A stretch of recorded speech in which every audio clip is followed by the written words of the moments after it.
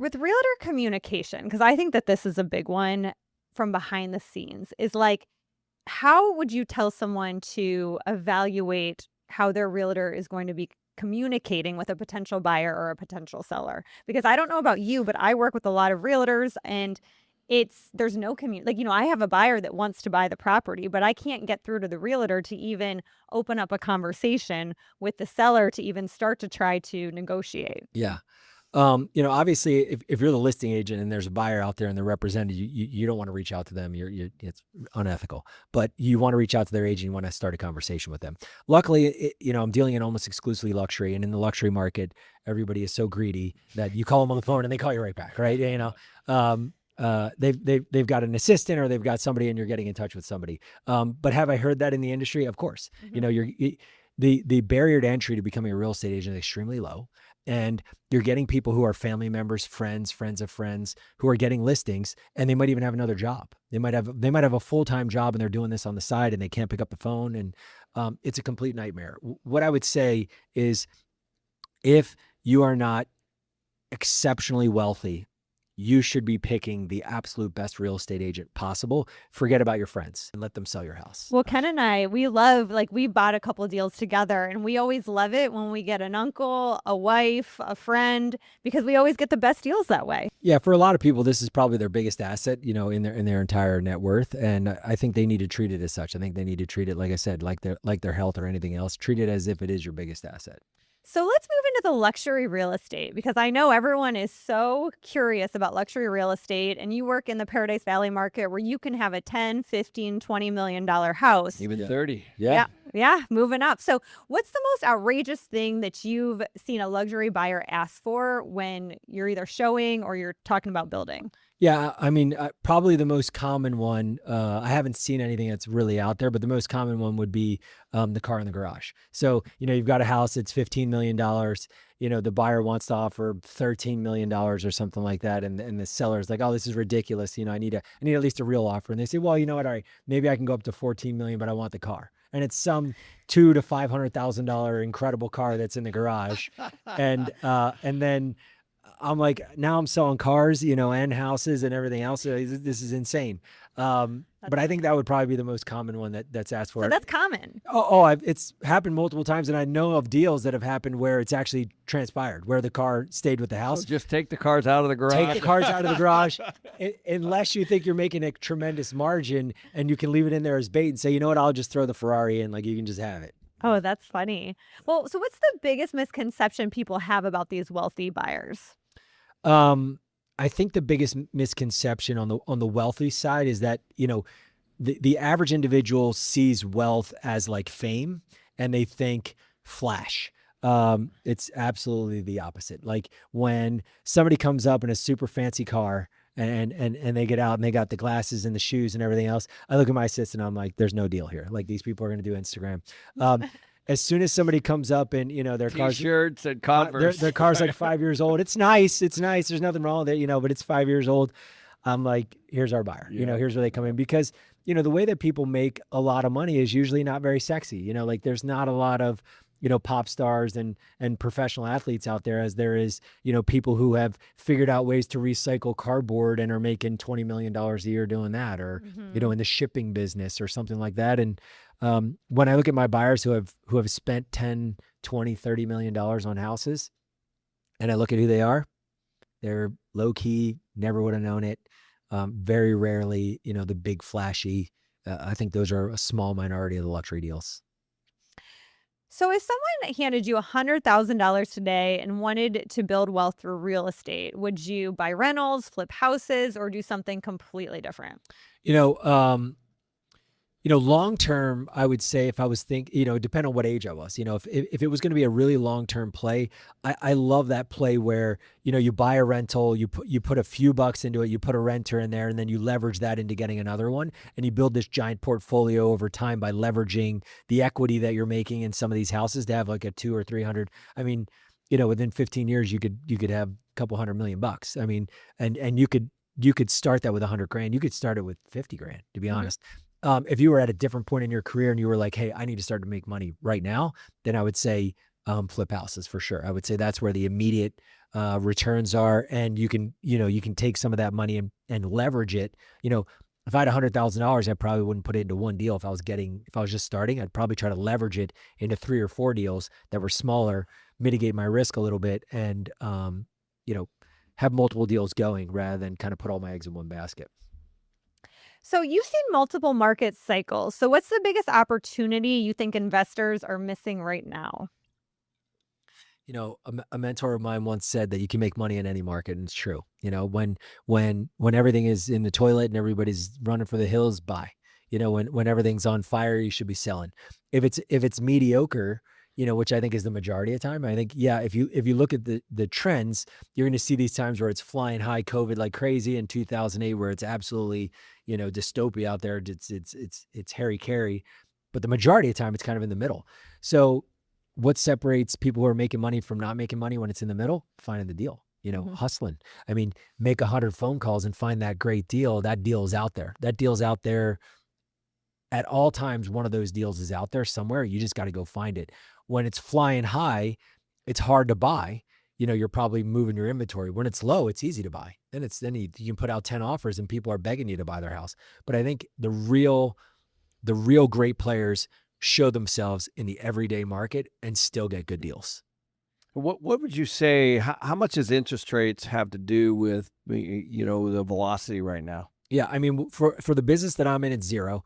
Ultra luxury, there's no impact by the interest rates at all. Everything I see is cash. In the last 100 deals I've done, I might have seen 3 or 4 loans. Everybody's coming in with cash, and most of the ultra luxury buyers don't really care. It might affect their business, like whatever business they're in might be suffering a little bit, and they may buy a house that's less expensive than they would have if their business was booming. I also think that Arizona is an insulated market. I think if you're in Omaha or if you're in, Tampa, Florida, I think interest rates could affect you quite a bit. What's going on in Portland, Seattle, California, weather in Canada, weather in the Midwest, the amount of people that are moving here, when you're in one of those markets and you're thinking to yourself, whether for tax reasons or weather reasons or asthma or anything else, why are you going to move to Arizona?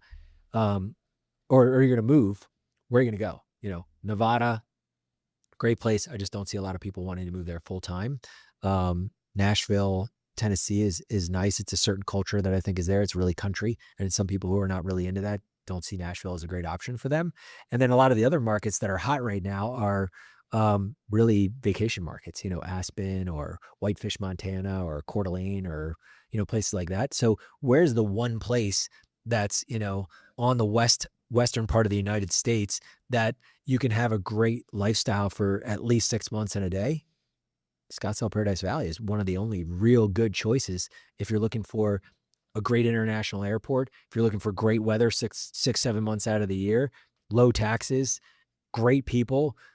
And, now we've got great restaurants and we've got great shopping, and everything that's pretty much at other places is starting to come here because of our tremendous growth. So we've obviously been watching things online with the fires in the Palisades, the politics that are going on in some of these cities, Portland, Seattle, LA, and now this wealth tax, right? Wealth tax is a big deal. I don't think people realize how big of a deal. So you have obviously got to be kind of a funnel to see this firsthand. Like, what are these people saying to you? Because I was looking in the Paradise Valley paper actually last week, and it was showing how many people were coming from all the different states. Yeah. First comment I want to make is I love wealth taxes everywhere outside of Arizona. Please keep them up. Yeah. Increase them. No kidding. It is tremendous for my business. No, it's having a huge impact. I mean, people are just getting fed up. There's always some sort of trigger that gets somebody to just go, okay, that's enough. The one that sticks out in my mind the most was I get a call from a Seattle number to a 201 number, which as soon as I see one of those, I automatically pick it up. I see a California or Seattle or Portland, I pick it up immediately because I know it's probably a buyer coming here. And they said, hey, we did some research. You're the guy. We want to buy a house. We're looking for around 8 to 10 million. Can you show us around tomorrow? And I said, sure. And I want to qualify the person a little bit. I want to get an understanding. So I said, why are you moving? What are you looking for? They said, well, we went to dinner last night, and wife got out of the car and we were going to the restaurant, and a homeless guy grabbed her by the leg, and she didn't want to go to dinner. She just ran back into the car, and he was like, that's it. Like that was the moment when he's like, okay. So then I was like, okay, talk to me about like your flight and everything else. He's like, flight, what are you talking about? I was like, like what time are you gonna get in? You need picked up an air. He's like, I'm in the car right now driving to Arizona. He's like, my next phone call is gonna be a resort to figure out where we're gonna stay. He's like, we're on our way. He's like, they were at that point that he's like, my assistant's gonna pack us up. Like, we're not going back. And when I started to hear stuff like that, and I was just like, when people get to that point that they're just done and they've got the money to do whatever they want, the something that I talk a lot about, which because of how much money there is with the baby boomers, is I get people who, when I'm talking to them in their mind, I can almost see what they're doing. And what they're doing is they're looking at a calendar and they're looking at their bank account, and they're starting to realize that their entire life, this was the worry. And then all of a sudden a day comes that all of a sudden it's 100% this. They're going, I got 12 good years left on earth and I have more money for 3 lifetimes. Like, I'm not worried about this anymore. I'm worried exclusively about this. And then everything starts to become about time. And I have adjusted my business based on seeing that change in so many different individuals. The amount of wealth that the ultra wealthy are getting, I mean, it's increasing so quickly because of what's going on with real estate, inflation, the stock market, and just them having a ton of assets, and all of a sudden inflation making them worth a lot more money. That they're going, look, I'm not worried about money anymore. I'm worried about time. How do I get places faster? How do I stand in line less? How do I not have to worry about things? How do I go to less meetings? How do I enjoy my life better? And I've pretty much adjusted my whole business to figure out how to service that clientele. So from a market standpoint, how do they land on Scottsdale, Paradise Valley? Because obviously there's a lot of choices. If you're in Seattle and you're looking, countrywide or wherever, obviously I know what it's like because we live here, but what are they seeing and what's top of mind? Yeah, I think it's, I think weather, taxes, I'd probably taxes, weather, because we do have tremendous weather 7 months out of the year. I think they're looking at things like proximity to private and international airports. And I think they're also looking at just quality of life. Like, is there a lot of traffic? No. Is there great restaurants? Yes. Is there great shopping? Is there anything that I want that I can't get? And they vacation when they look for other things. Yes. Do we have tremendous culture here like New York City? No, but it's like, go visit New York. Like, you can go see that in a week. But where they want to hang their hat every day. And I think one of the best things about our market for people who don't live here, they don't really understand, is we just have great people. Like, we get a lot of people who are the reason that they're moving is because they're in a place and they're going like, this isn't my life. Like, I'm a good person. Like, I don't want to deal with any of this anymore. Where do I go? Their refugee is Arizona, and they're around other people who are like, me too. Like, that was crazy. I'm not crazy. I'm normal. I'm going to be here with you. They're playing golf. They're going to dinner. They're conversing with other like-minded, great people. It's such a great melting pot. We're getting people from all over the place, different countries even. And, I don't think there's a better place to live. It's funny because I have a lot of California investors that come to buy rental property in Arizona. And after a couple rental properties, I'm like, can we go look at this house, for $1 million? And I'm like, well, that's kind of expensive for a rental. Like, Yeah. no, I just want to look at it because I actually might move here. Yeah, It's exactly. Yeah. So that's happened more than once. So it's true though, because it's so nice here. Yeah. People don't realize till they visit. I think if you're a buyer and you buy the house and you don't buy the location, equally as important or more important, I think ultimately you're going to probably end up making a mistake. There's just certain times that somebody buys a bad lot and puts a nice house on it, or long time ago somebody put a nice house on it, somebody remodeled it, and they go in there and they're like, man, this is everything that we want. And I'm like, yeah, but it's a west facing, we've got road noise, like, are we sure we want to do this? And they just fall in love with the house and they decide, I'm going to buy it anyway. And 9 times out of 10, they get stuck with it. Like, eventually whatever's that coolness 7 years from now isn't cool anymore. Now all of a sudden it's not cool, west facing, street noise, all this bad stuff. And then they're stuck with it.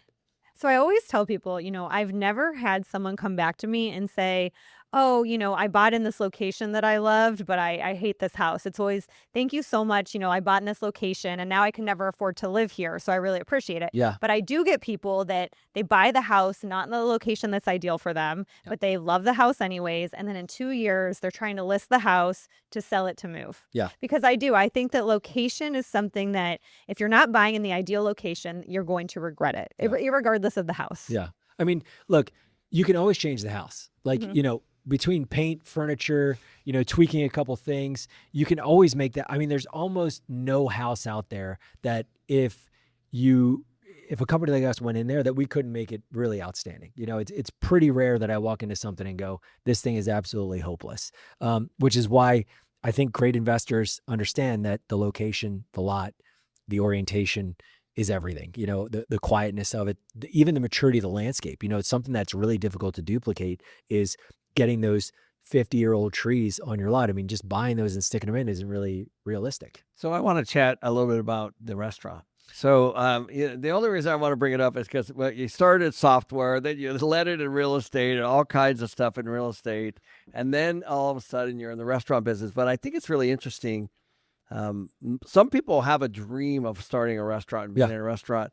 What you saw was a very different opportunity. I was really struck by that. Yeah, I mean, it was no different than a flip, and it's funny, having started this restaurant and becoming extremely successful. The joke now is every time I go somewhere, they're like, "You're that restaurant guy." I'm like, "I've sold $600 million in real estate, built 50 houses, building the most expensive spec in the history of Arizona, and I have a restaurant, by the way." And they know nothing about that; they just know the restaurant. But yeah, it wasn't this. I mean, was there an aspect of that I had a dream to open a restaurant? Yes. Well, when you're scrolling on your phone looking for Italian food, your phone is going to start throwing you stuff everywhere, and it threw me a video of a restaurant in Scottsdale that I had never heard of, that I don't think anybody had heard of, that I looked at the video and the pictures and I was like, this food is better. So we went, and it was exactly what it was the story the pictures told. It was the best Italian food I had ever eaten. Just missed the mark, So it was like a flip, it was like going into the best neighborhood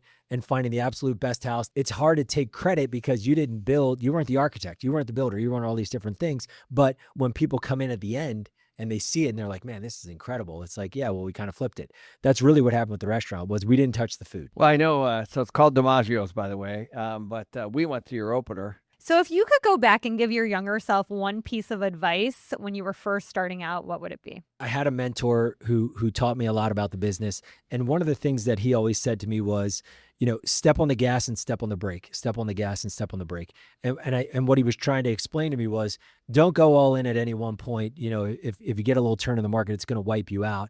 Don't push on the brake too hard where you're only doing one deal at a time if you want to grow. I caught an incredible cycle. I came right out of, my 2010, let's call it, or 11 or 12, was the beginning of like what was going to be a 15-year boom. If I could go back in time, I would have bought a lot more houses. I would have done a lot more deals. There was a lot of deals that I passed on over a small amount of money that I would have made a lot of money on. The one thing that has been absolutely consistent that I learned later in my life was, if you can get into quality, if you can get into what is universally seen as the best, the chances of making money in that are much higher than everything else. Yeah, Ken basically says the same thing. He always tells me to buy the worst house in the best neighborhood. And, you can't really go wrong, because when everything appreciates, it's going to appreciate with it. So Absolutely. Well, thanks for having, Rick, thanks for awesome. being on. Thanks, and man. How can everyone get a hold of you? Yeah, so I'm on Instagram. Frank at the agency is my handle. That's probably the one that I would say is the most. And then, of course, the restaurant is DiMaggio's AZ. Follow either one of those for any new information about what I'm doing in real estate or in the restaurant. I want to invite you to a live training that I'm running. And it's the one that I would actually want a seat in myself. And we're going to be covering 3 things that matter right now. A straight read on the State of the Union economy, how to use AI to drive real revenue to your business, and how to use this real estate crash so that you can participate in what I think is going to be generational wealth. And this is all live on July 2nd. Just sign up below.